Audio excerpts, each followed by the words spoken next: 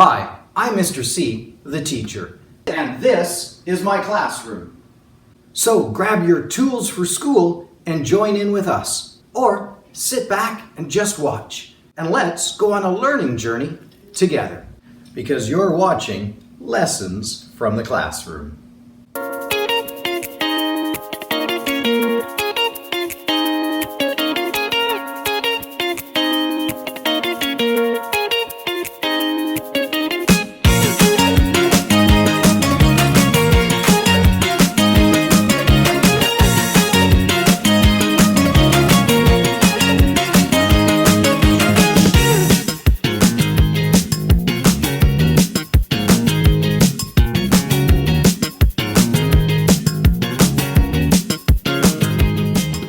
Well, let's take a look at what the topic for today's episode is going to be about.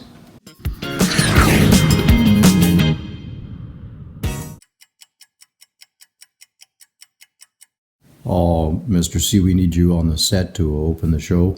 Yeah, I don't want it, guys. Not dressed like this. What's wrong with the costume we got you? Just come on out and open up the show. I mean, really? A hot dog? You know I'm a vegan, right? I don't eat meat. You know there's a reason why they call hot dogs mystery meat too, right? I mean, we don't know what part of the animal these things come from.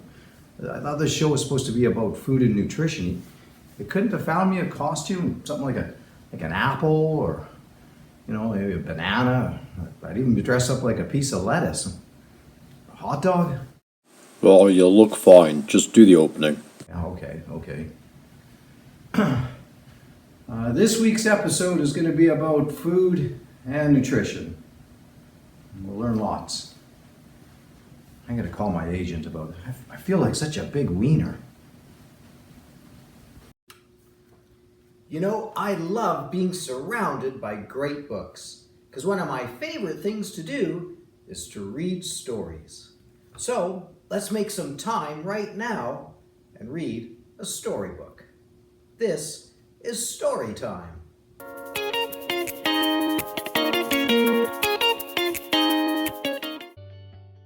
A Tale of Bread and Thread.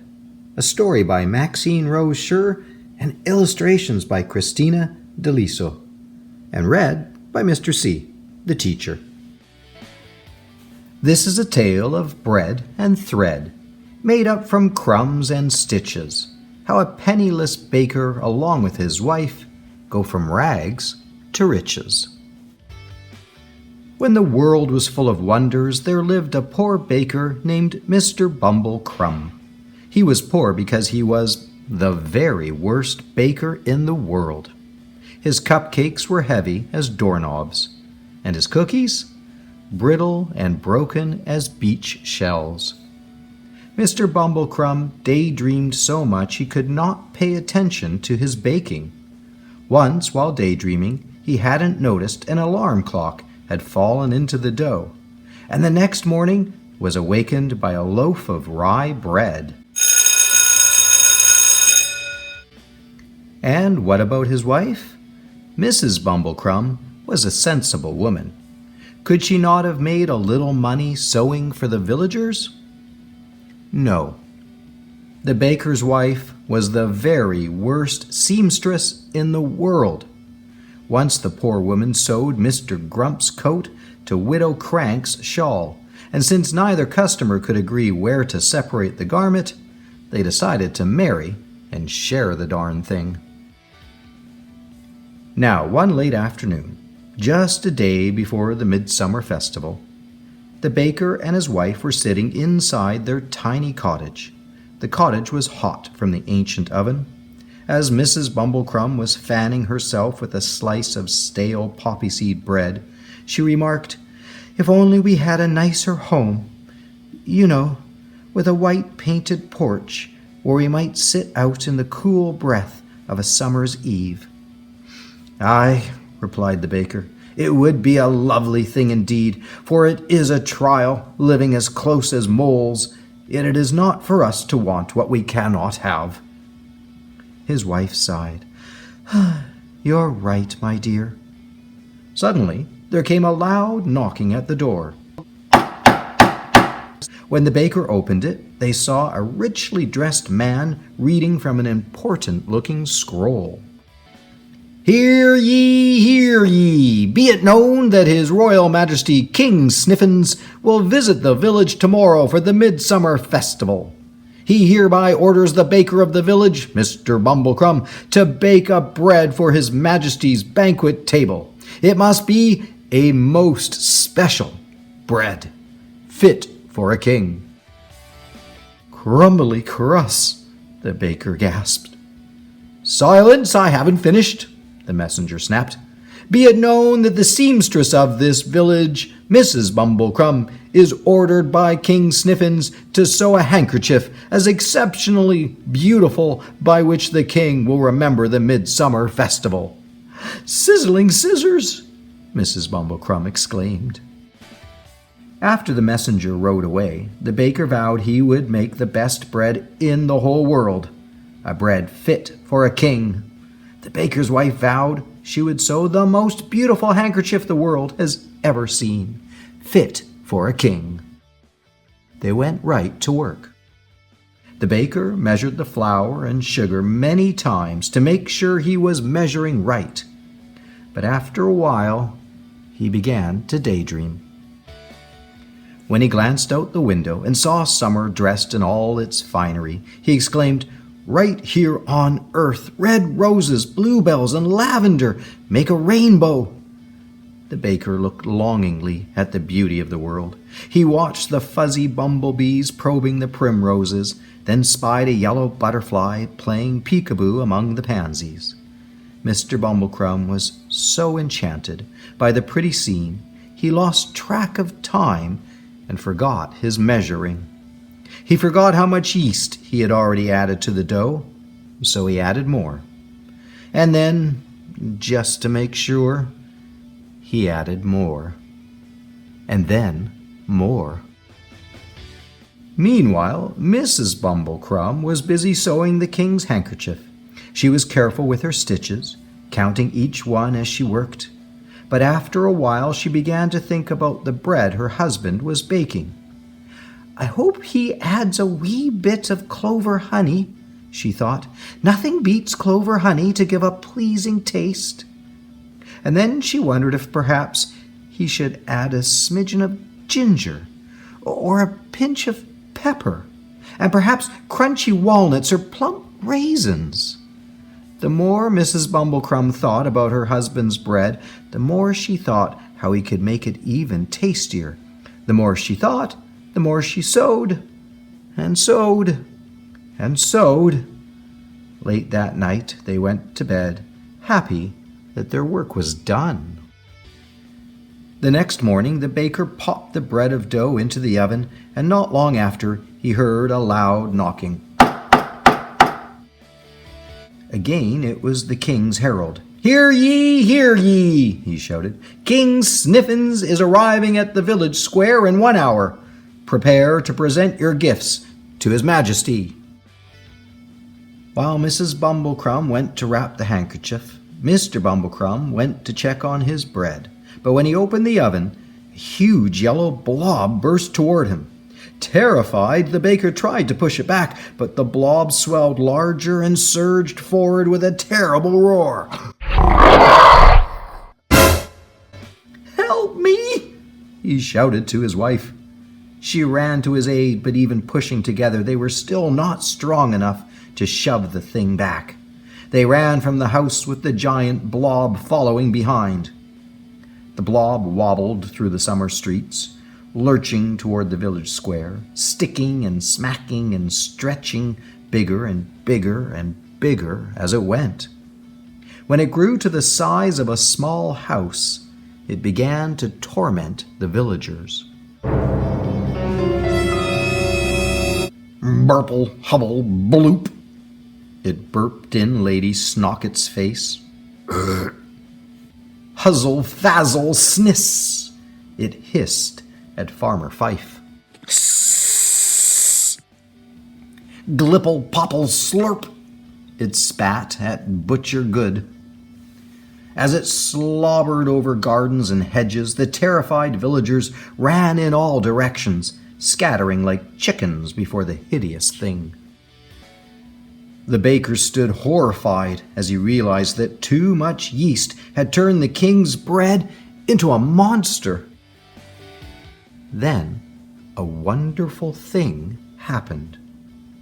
The blob moved slower and took on the rich color of a copper penny, then finally stood still. The hot midsummer sun had thoroughly baked the dough. Now a delicious smell of fresh baked bread floated over the village. The royal trumpets were blown, and brave King Sniffins rode right up to the tame, sweet-scented bread. "Thunderous thrones!" the king roared. "A bread as big as a house! Wonderful surprise!" King Sniffins began to laugh, and soon everyone was laughing. The villagers laughed so hard that soon they all had to blow their noses, and this reminded the king of something important. "Where's my royal handkerchief?" King Sniffins demanded. Mrs. Bumblecrumb stepped forward. "I have it here, your royal person." She curtsied low as she handed the handkerchief to the king. But the king and the villagers began laughing all over again, for when the king unfolded it, they saw the handkerchief was as big as a blanket. "Thumbs and thimbles!" the baker's wife cried. "I must have counted wrongly." "Never mind," the king chuckled. "It will make a perfect horse blanket. Merry midsummer!" At the festival, the king bade everyone to enjoy a good slab of Mr. Bumblecrumb's bread. Yes, at the midsummer festival, everyone, whether rough or royal, had a grand time. Now you might suppose that Mr. and Mrs. Bumblecrumb went to bed happy. But they did not. That evening they heard a commotion outside their home. Stepping outside, the couple saw a crowd of villagers holding signs and chanting. "For our sake, do not bake.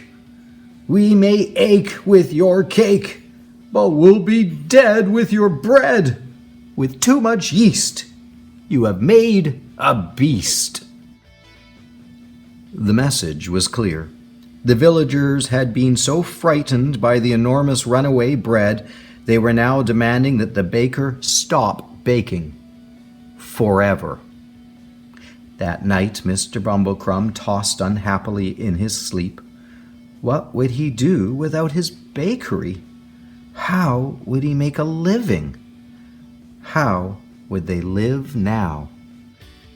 The next morning, he awoke to a marvelous smell. He followed the smell to the kitchen to find his wife standing proudly in front of little bread loaves nestled in a basket, warm and brown as puppies. The counter was lined with pies still steaming from the oven. They scented the air with the fragrance of a summer orchard. The baker knew that from that day on, his wife would do the baking, and he figured there was nothing for him but to take up sewing.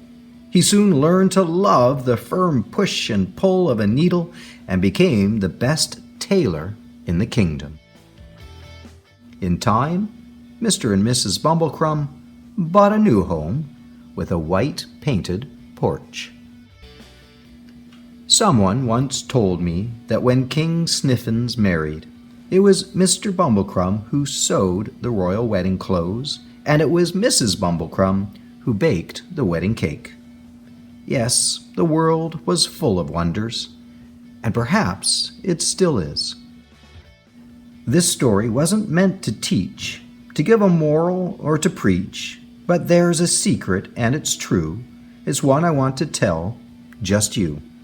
Beneath your thoughts and in your heart lie secret talents and hidden art. Try your hand at something new. Discover things that you can do. They're hiding right inside of you, things you never knew you knew.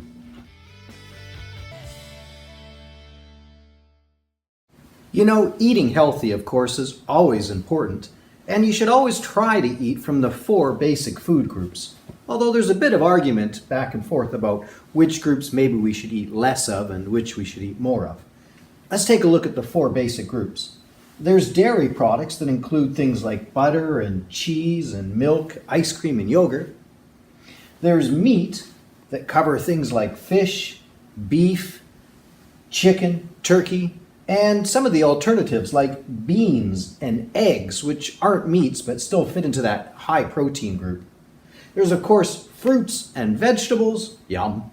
And there's the grains group. Grains consist of things like corn, which I know you'd think is a vegetable, but it's a grain, cereal, bread, rice, an important grain and one that's eaten all over the world by more people than any other kind of grain, and lots of other things that could fit into that grain category. Now, there is a little bit of an argument saying maybe dairy products which contain a lot of fat and in which there's some links to cancer and health problems should be a food that we should either eat very little of or maybe avoid altogether. And some people are lactose intolerant, which means the milk might upset their tummy or the ice cream might upset their tummy. Meat is another category that some people have gone back and forth on. There are people that call themselves vegetarians, which means they just eat vegetables and fruits and grains. They avoid meats. They might eat dairy though. And there are people that call themselves vegans, which means they avoid all dairy, all types of meat, including eggs. All right, and they might even avoid things like honey, basically anything that comes from an animal, whether it be a milk product or a meat product. Some of the arguments for that with meat is that meat has been linked to a number of diseases, causing heart disease, causing some cancers, and there's a big discussion over how our bodies are built. Compared to a meat eater, our bodies are designed more to be vegetarians. For example, vegetarians' jaws go up and down, but also sideways. And our digestive tracts are very long as a vegetarian. Whereas when you look truly at a meat eater, like say a big tiger or a bear, well, their jaws only go up and down. And they have very short digestive tracts. What they eat, they actually poop out pretty quick. It doesn't go through their body over hours and hours and hours like it does for us. So there's some argument saying maybe less meat, maybe less dairy, maybe neither of the two. Stick with fruits and vegetables and grains. Well, you decide. That's up to each individual what they want to eat. And those discussions are, well, maybe for another time. So stick to maybe vegetables and grains. And, well, it's up to each individual to decide whether they want to eat dairy or meat. That's up to you guys. There's another food group that's not shown on here, and that's the sometimes food group, and that's one that we really should avoid. Those are foods that have a lot of fats and a lot of sugars. So think of things like cakes and cupcakes and cookies and, well, ice cream. And, some of them might fit into some of these groups as well, but they usually contain a lot of sugars and a lot of fats. And those can be harmful to our body and to our teeth, and we should avoid them. When we say sometimes foods, we usually mean quite rarely, like maybe it's a birthday treat or a special dinner. Not something where you should have 4 or 5 of them in your lunch kit. Snacks that you'd have every single day, that's not sometimes, that's often. And we should avoid those foods. Eat healthy. Worksheet lessons.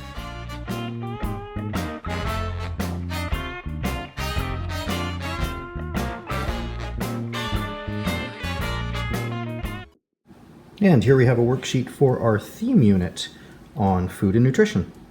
The instructions say, cut and paste or draw foods in the correct food groups. Well, we have some foods down here at the bottom that we'll be able to cut out and glue in to the correct food groups.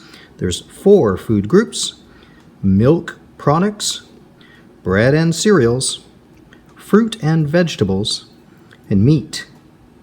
Let's start off with coloring the pictures first.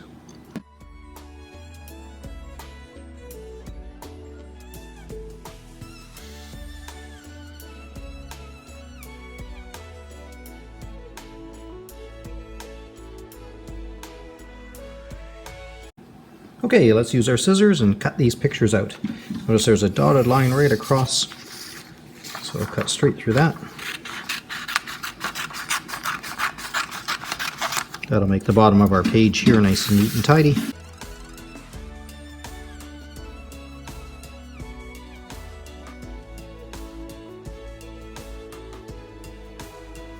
Okay, we've got all our pictures cut out.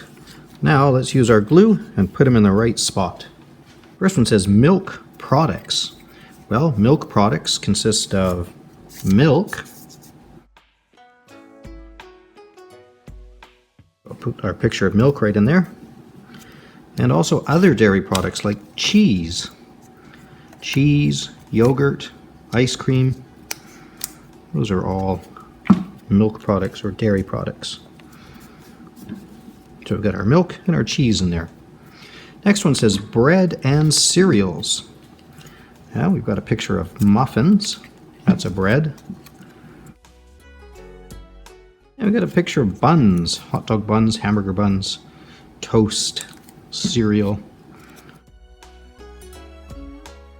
Sometimes we call those grains, and that can also include things like rice and even pasta.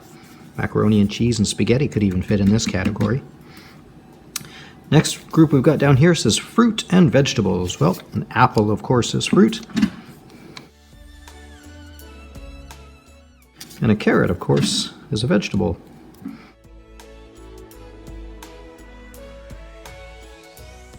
the last group we have says meat.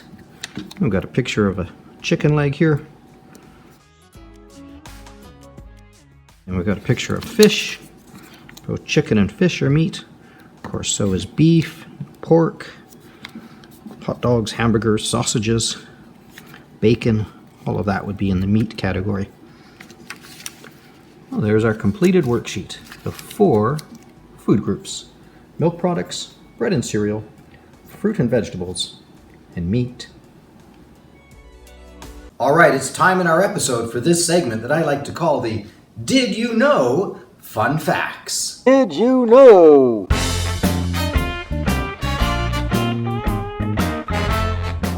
Let's talk bread. Bread. Bread is one of the most common staples or foods for all people around the world, and it's been a part of the human diet for thousands of years. Did you know that French toast wasn't invented in France by the French? Oh, say what? There are a few rumors, one of them being that the French toast was invented by a guy called Joseph French, who then named it after himself. Did you know the sandwich is named after John Montagu, who was the 4th Earl of the area known as Sandwich? Oh, that's me. He simply asked his cook to put some meat between 2 slices of bread so it would be easier for him to eat while he was doing things like playing cards or hunting or whatever other thing he was doing in his fancy lifestyle. Oh yeah, just slap it between some bread. Did you know that in ancient Egypt they would use moldy bread to help treat wounds and injuries and cuts? The mold in the bread would help produce chemicals that would help stop the growth of bacteria that could cause infections. Very clever. And did you know that before the invention of the eraser, The eraser. writers would sometimes use crumbs of bread as an eraser? I love to eat bread. Oops, I made a spelling mistake. It's a good thing I got my handy piece of bread here.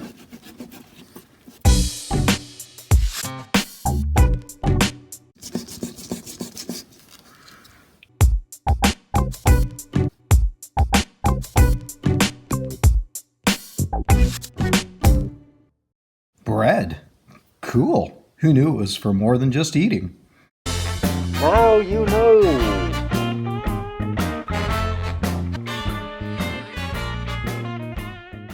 More worksheet lessons. So here we have a worksheet from our food theme unit. This one's on vegetables. Let's see what it says. There are so many kinds of vegetables. Draw a line under the ones that you've tried and circle the ones that you like. Okay, everybody's answers are going to be different because this is asking you personally what you like and which ones you have tried. So people are going to have different answers. These are going to be my answers. Let's see. Have I tried corn? Yes, I've tried corn. Have I tried carrots? Yes, I've tried carrots and I like carrots. I'm going to circle that one. Have I tried zucchini? Yeah. Have I tried cucumbers? Yes. Have I tried celery? Yes. Have I tried broccoli? Yes, and I like broccoli. Have I tried asparagus? Yes, I like asparagus. Have I tried cauliflower? No, I haven't tried cauliflower, so I'm going to leave that one blank. Have I tried peas? Yes, and I like peas. Have I tried lettuce? Yeah. Have I tried potatoes? I love potatoes. And have I tried green beans? Yes, I have.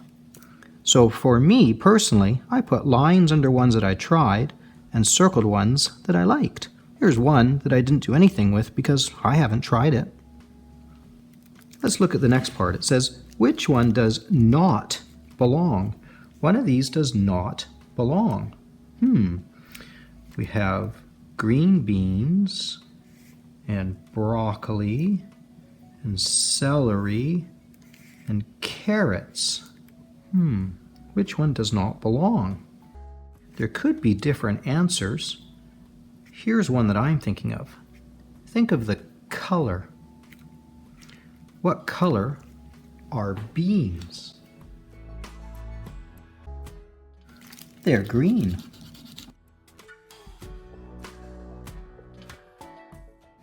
What color is broccoli? It's green. What color is celery? It's green. What color are carrots? They're orange, although you can get purple carrots as well. And yes, the leaves are green.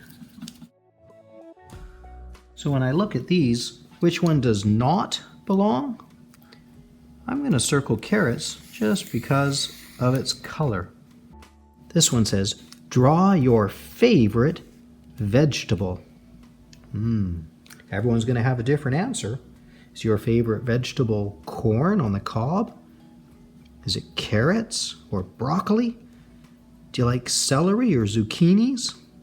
Do you like peas or green beans? Lettuce or potatoes? What is your favorite vegetable? Remember, not a fruit, but a vegetable. For me, I think I'm going to draw potato. Here's my potato. It's got a few little round bumps. Potatoes are often brown.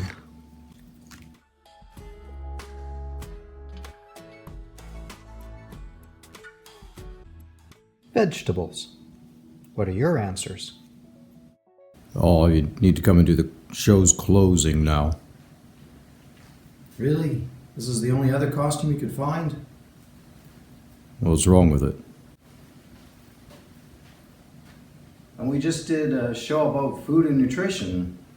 You had me as a hot dog to open the show and now a hamburger? Well, I don't know what the problem is. You've got all 5 food groups there. I mean, you've got your grains and the bread. You got lettuce, onion, that's the vegetables. You got tomatoes, that's fruit. Yeah. You got cheese for dairy. Yeah, You've fine. got meat there. It's good. All right, well, that's all the time we have for this week's show. Hope you learn lots about food and nutrition and you eat healthy. All right, we'll see you next time. Well, let's dress this guy up as a nut next time. Well, thanks for joining me, and I hope you learned something new and had fun doing the lessons. Join me next time on another episode of Lessons from the Classroom.